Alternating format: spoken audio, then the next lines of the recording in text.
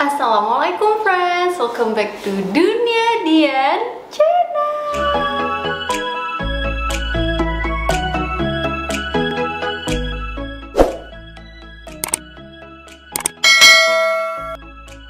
So, di video kali ini seperti yang kalian udah lihat di judulnya, aku bakal ngebahas satu topik yang bener-bener lagi happening banget di kalangan para beauty influencer, beauty blogger atau beauty vlogger. Pokoknya orang-orang yang sedang bekerja atau berkecimpung di dunia perbeautyan.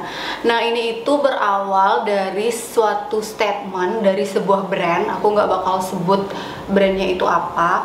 Kalau dia itu ngasih statement di account Instagram dia tentang bahwa brand tersebut nggak akan melakukan endorsement gitu loh, karena mereka beranggapan kalau endorsement itu adalah fake review gitu loh, karena mereka alasannya itu mereka pengen orang-orang itu tahu brand mereka itu bagus dari orang-orang yang memang udah nyoba tanpa ada embel-embel di endorse gitu loh. Jadi kayak tanpa adanya kerjasama berbayar. Nah, buat kalian yang nggak tahu sistem kerja endorsement, sebenarnya endorsement itu ada banyak banget sistem kerjanya. Aku juga sebenarnya nggak yang terlalu tahu dan udah nyoba semua jenis endorsement, enggak. Cuman beberapa tahun belakangan ini aku itu udah nyobain beberapa kerjasama dalam bentuk endorsement gitu. Nah, sebenarnya endorsement itu ada banyak banget sih bentuknya. Ada yang nggak dibayar pakai uang, alias cuma dikirimin barang doang sama si brand ini secara free. Terus si brandnya minta kita untuk nyobain dan ngasih review gimana pengalaman kita pakai si produk dari brand tersebut.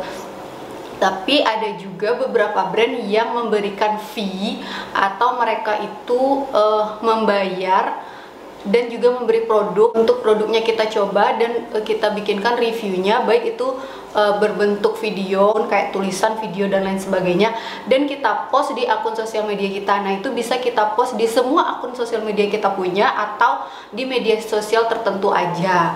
Nah, itu beberapa contoh endorsement yang aku udah pernah alami secara pribadi gitu ya.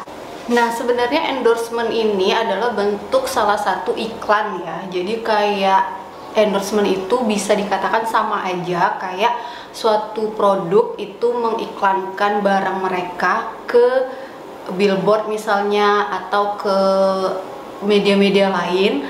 Nah, endorsement ini juga termasuk dalam bentuk iklan gitu loh. Jadi mereka juga mengiklankan atau memberitahu bahwa produk ini ada loh. Cuman yang bikin beda itu ada orang-orang yang bekerja di bidang endorsement ini.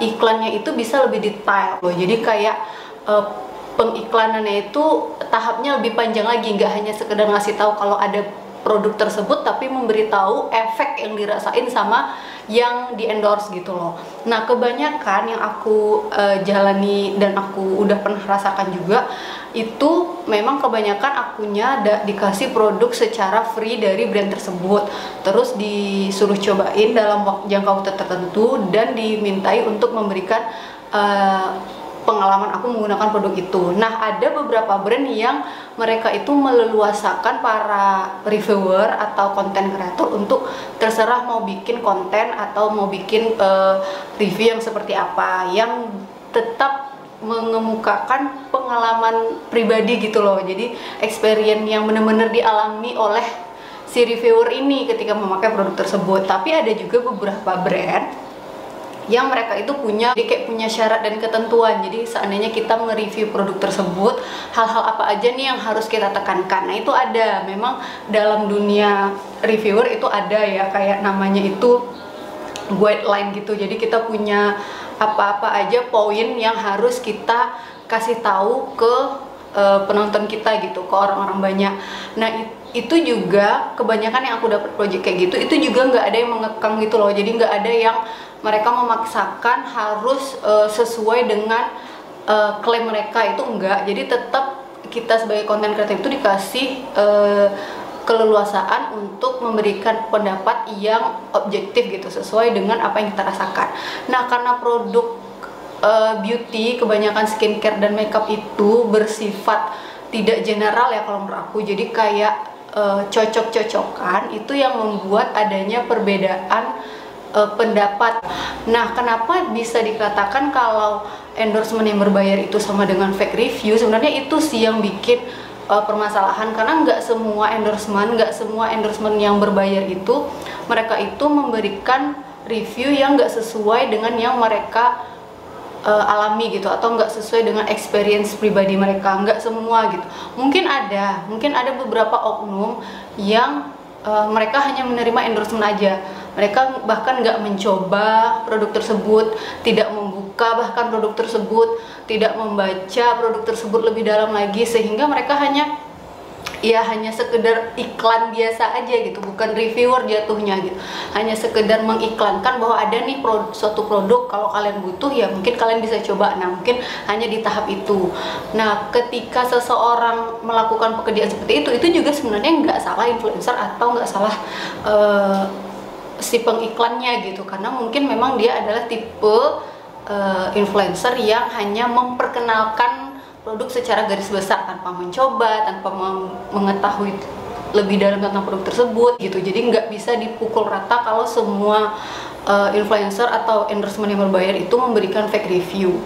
Nah, statement dari sebuah brand lokal yang memicu banyak pendapat para beauty influencer ini itu jujur bikin trustnya orang-orang terhadap para reviewer, beauty influencer, dan apapun kalian menyebutnya itu bisa jadi akan turun, karena mereka jadi meragukan kinerja seorang reviewer atau kinerja seorang influencer. Gak salahnya influencer juga untuk memberikan first impression atau memberikan review yang mungkin singkat, selagi dia tidak menjelekkan atau menjatuhkan brand tersebut. Aku rasa itu masih oke sih, karena dalam dunia reviewer itu kita juga punya etika dalam berbicara. Kayak enggak semua yang jelek itu kita harus ngomongnya ini jelek banget, ini enggak banget, ini super jelek, enggak yang kayak gitu kan. Kayak ada kalimat-kalimat yang bisa memperhalus kalau ada kekurangannya dari produk tersebut. Nah, disitulah letak kita bisa ngeliat nih gimana seorang reviewer itu menyampaikan sesuatu gitu. Kalau memang ada sesuatu yang kurang, pasti akan ada tata bahasa yang lebih enak buat untuk dengar. Jadi kayak tidak membohongi audiens dia dan tidak juga melukai si brand gitu loh. Jadi kayak win-win solution kan. Jadi bukan berarti semua produk yang dipakai itu bagus, enggak. Cuman ada kalimat-kalimat atau cara penyampaian yang bisa diperhalus sehingga audiens juga bisa lebih berpikir gitu, oh jadi ini tuh bagus tapi kekurangannya ini ya gitu. Jadi kita juga tetap harus menyampaikan. Nah, untuk aku sendiri yang masih hitungannya itu reviewer kecil, aku sendiri ngerasa kalau endorsement berbayar itu hanya bonus yang aku dapatkan dari hobi yang aku lakukan selama ini. Nah, aku itu berawal dari ya suka beli aja. Ketika aku beli sesuatu barang dan aku suka sama barang itu, ya aku share gitu. Ketika aku membeli satu barang dan barangnya kurang oke di aku, ya aku nggak share, karena nggak ada keharusan aku untuk nge-share kan. Nah, kalau bagi aku sendiri yang lebih banyak mereview barang-barang yang emang aku beli sendiri, aku ngerasa lebih merdeka aja untuk mereviewnya gitu. Meskipun aku nggak yang kalau barangnya jelek aku langsung kata-katain jelek, aku nggak yang gitu juga. Tapi aku ngerasa lebih enak aja nge-reviewnya kalau ketika kita memang bener-bener suka dan bener-bener penasaran sama produk itu gitu loh. Nah, tapi terlepas dari itu semua, aku yakin di luar sana pasti banyak banget influencer, beauty influencer, reviewer atau apapun itu yang melakukan endorsement itu yang memang benar-benar ngasih honest review mereka.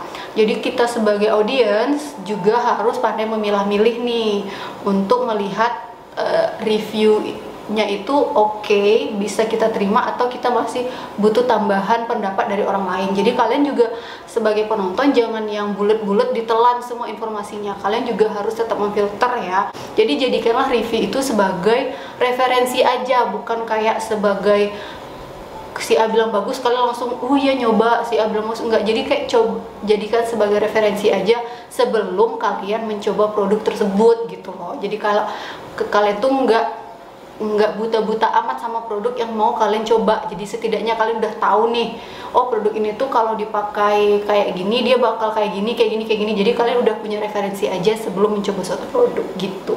Nah, mungkin segitu dulu video aku kali ini. Terima kasih banyak ya buat sudah nonton. Sampai ketemu di video aku selanjutnya. Don't forget to keep talking, sharing, and inspiring. Bye bye.